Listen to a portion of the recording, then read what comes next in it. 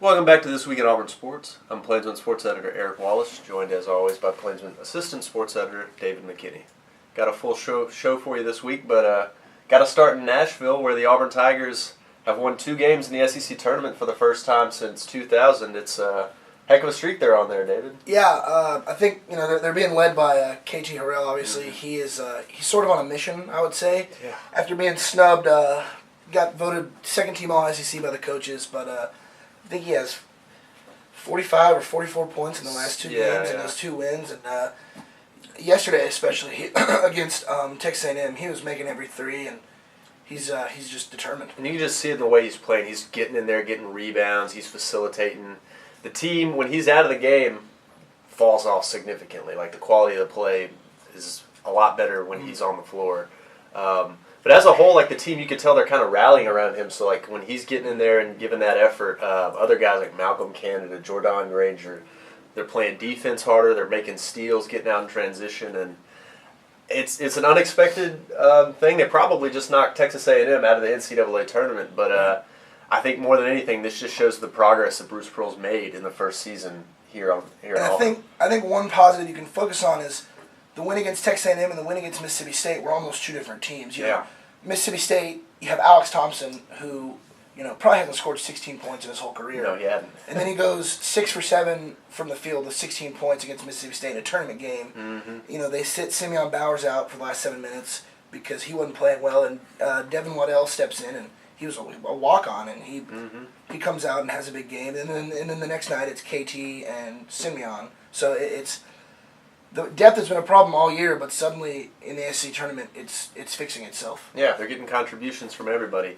They take on LSU on Friday, and presumably, if they were to win that one, they also play Kentucky on Saturday. So, we'll see. But after what happened last time, it's hard to say that they'll have a good chance against the Wildcats. Moving on to other sports, softball and baseball both kick off their SEC schedules this weekend. We've been saying it all year. Softball is one of the best teams in the nation. They had a really good weekend last weekend. Emily Carazone in particular was named National Player of the Week. I think she batted like .536. She had 2 home runs, a grand slam. She had her biggest one coming against Arizona State, actually, where it put Auburn into the lead. But this is when we'll get down to the nitty gritty. The SEC is definitely one of the best softball conferences in the nation. So we'll see if it can carry over, if their success can carry over. Right, they're traveling to Oxford. They'll meet a good Ole Miss team. They've been impressing all year. I think one of their most impressive wins was I believe it was Arizona, number 14 Arizona, and they beat them 20-2. I mean, Mercy rolled them quickly. Mm-hmm. So they've been hot to start, but this weekend I think will prove if they're actually the team that they seem to be. Yeah, we'll see. Baseball heads out to College Station. They'll take on Texas A&M. Obviously, Texas A&M will probably be looking for a little revenge after Auburn ended their NCAA tournament hopes in basketball. But it's been a really good start to the season for Auburn baseball. I'm sure we'll see Keegan Thompson tonight on the mound as a Friday night starter. And they're just really going to want to get off on the right foot in SEC play, and I think Keegan's definitely the guy who can do it for them. Yeah, that's like we've said all year. I mean, Keegan Thompson, Sonny Galloway said when he finds his fastball, it makes the program better. Mm-hmm. So, I mean, yeah, he's key, and Anthony Greer in that leadoff spot. I mean, we've said it several times, but, those guys are key to the wins. Absolutely. In other sports, got a couple other spring sports that are wrapping up their schedules. Gymnastics has its final meet of the season.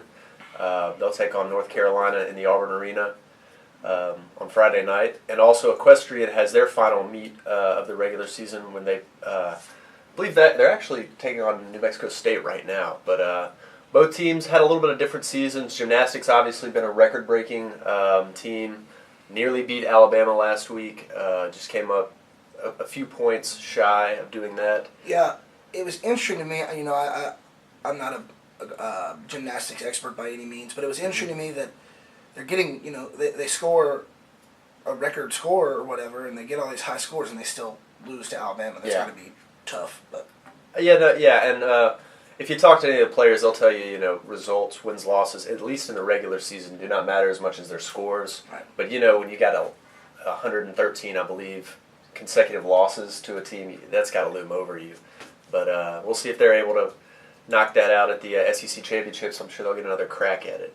But be sure to pick up the Auburn Plainsman if you're around campus this weekend. We've got a fall fashion tab. Our managing editor, Maddie Yearn, put together lots of good content in there if you're into that kind of stuff.